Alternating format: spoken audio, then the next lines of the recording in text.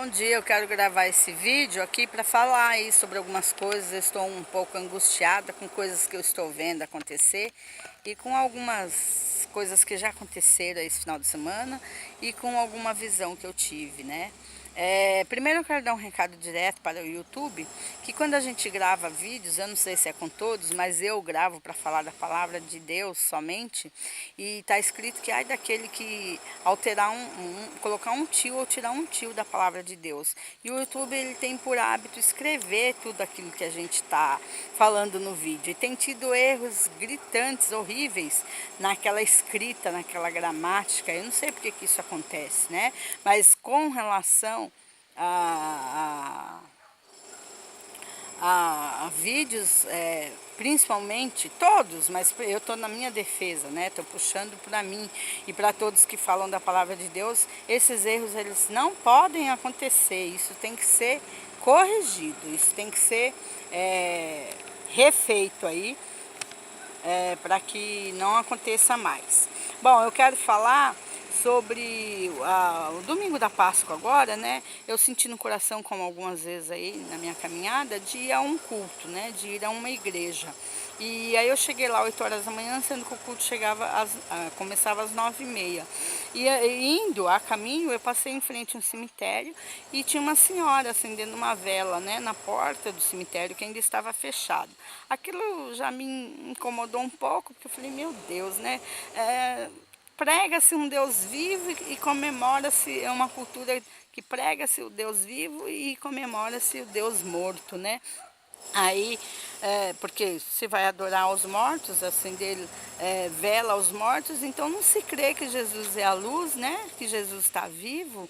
E então, quando eu cheguei na porta da igreja, aí, ainda sabendo que o culto começaria às 9h30, o Senhor me moveu a voltar lá no cemitério para falar com aquela senhora, que era dia de vida, que Jesus tinha ressuscitado. Dia da Páscoa se comemora a vida, e isso não é mentira.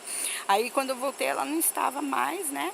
E tinham 7 velas acesas lá na calçada, e um senhor estava abrindo o portão do cemitério, que era funcionário. Aí eu evangelizei com ele, falei com ele, ele recebeu muito bem a palavra, já tem um certo entendimento, apesar da religião dele, né? E em seguida, aí eu saindo para ir para o culto, eu apaguei aquelas 7 velas. Porque, gente, é assim, coisas que não é você que pensa em fazer, é o Espírito Santo de Deus que te move. E isso levanta uma fúria tremenda do inferno contra a minha vida e a minha família. E outra coisa também que me desperta atenção, sempre, porque 7 representa toda uma casa, não representa uma pessoa só, representa toda uma casa, toda uma família. E eu sei que eu represento a minha família, e sei que quando o inimigo não consegue tocar em mim, ele pensa que ele vai tocar na minha família. Recentemente, numa outra cidade que eu estive, depois de alguns dias que eu estava lá, eu presenciei num terreno lá, num lugar aberto até da cidade, 7 cruzes feitas de troncos de árvores, 7 cruzes, uma do lado da outra assim, e eu sei o que isso significa na minha vida, né? Eu sei que o diabo quer acabar comigo e pensa que vai tocar em um da minha família, e eu pago um preço muito alto para que isso não aconteça, que eu sou a responsabilidade, eu sou a responsável espiritual por toda a minha casa. E assim, até aqui o Senhor tem nos mantido e vai continuar me mantendo, em nome de Jesus. E aí, o que aconteceu no culto? Quando eu cheguei lá, tinha uma jovenzinha do meu lado, né? E essa jovenzinha estava literalmente morta. Pensa numa pessoa só que só tá em pé, mas estava derrubadaça, né? Eu vi a morte espiritual naquela menina. E aí eu falei, você tá bem? Ela falou, acho que é a minha pressão que tá baixa. Eu falei, depois da palavra vai melhorar, viu? Pode ter certeza que vai melhorar. Ela falou, se Deus quiser. Eu falei, lógico que Ele quer, né? E aí, na hora do culto, essa menina, Deus já tocou, o Espírito Santo tocou tremendamente nela, né? E ela fez a oração do culto. No final do culto, ela estava alegre, ela estava avivada, ela estava outra pessoa. Eu tinha no coração, nasceu lá no coração, né? As frases, as 7 frases que o Senhor falou na cruz antes de ser crucificado. Pensei em falá-las na igreja, mas não falei as frases. Mas aí aí eu entendi, depois de tudo isso, por que o Senhor me levou naquele culto, aquele dia. Eu precisava, né, claro, mas também o Senhor tinha a finalidade de que eu estivesse ali para salvar aquela alma que eu presenciei e muitas outras, né, que, claro, Ele pode ter tocado e eu não tive os olhos para ver. Então tá, aí gente, essa semana eu vi aí uma família aí que 6 pessoas da família, eram 7 pessoas no carro e 6 pessoas da família morreram e uma jovem se salvou. E, gente, entende o que eu tô falando? Eu jamais penso esse tipo de coisa, eu jamais peço esse tipo de coisa. Eu só vivo em fazer a vontade de Deus e representar a minha família diante de Deus, assim como você tem que fazer, né? Ter vida com Deus e ser representante primeiro, você ser tratada, né? Ser transformada pelo poder de Deus, para então você poder representar toda a sua casa espiritualmente, né? E eu creio que dessa família aí, que eram 7, só se salvou uma jovem que está no hospital e com certeza ela viverá, ela vai sobreviver para glorificar o nome de Jesus. Que eu presenciei isso, né? Naquela jovenzinha que já estava dentro da igreja, mas estava morta e o Senhor ressuscitou. Glória a Deus por isso. Creio que aquela família, ela pode sim ter sido recolhida pelo Senhor, porque não é o fato de estar dentro da igreja que salva alguém, mas sim as obras, a vida, né? O coração da pessoa, dentro ou fora da igreja. Eu quero também comentar, eu quero aqui fazer um comentário, gente. O que acontece é o seguinte: os políticos, os religiosos, as lideranças religiosas, elas não precisam de votos, né? A grande maioria, claro, tem aqueles que são os candidatos, mas a grande maioria deles não se candidatam, eles não precisam de votos. Então, o que que acontece? São eles que dominam a nação, são eles que dominam a sociedade através dos políticos que se unem a eles para conseguirem votos através do povo deles. Então, é um conjunto, né? A política junto com a com os eclesiásticos, mas são os religiosos. Os eclesiásticos são quem dominam, pelo fato de que eles não precisam de votos. E aí o povo, né, cai na mão deles, a sociedade se sujeita a todos os ensinos deles, né? Tudo que eu ou você não consegue com relação a espaço, com relação a bens, com relação a oportunidades, são eles que convencem, que trabalham junto com políticos para que não, porque se eu causo algum tipo de insegurança, algum tipo de medo a eles, então eles têm as influências para que sejam barrado aquilo que seria para ser meu. E eu já entendi também que muitas vezes, muitos têm tentado me abençoar e não está acontecendo já há algum tempo, porque não é dessa forma, né? O Senhor não permite por alguma razão, tanto do meu lado quanto do lado deles, e também porque eles se safam daquilo que eles têm que entregar e fazer, quebrando protocolo, se for o caso na minha vida, eles se safam passando para outras pessoas, porque eles pensam assim, não vou ficar comigo que eu não vou sujar minha mão com o que é dela. Aí o que que eles fazem? Passam para outras pessoas. Os eclesiásticos honram outras pessoas no meu lugar.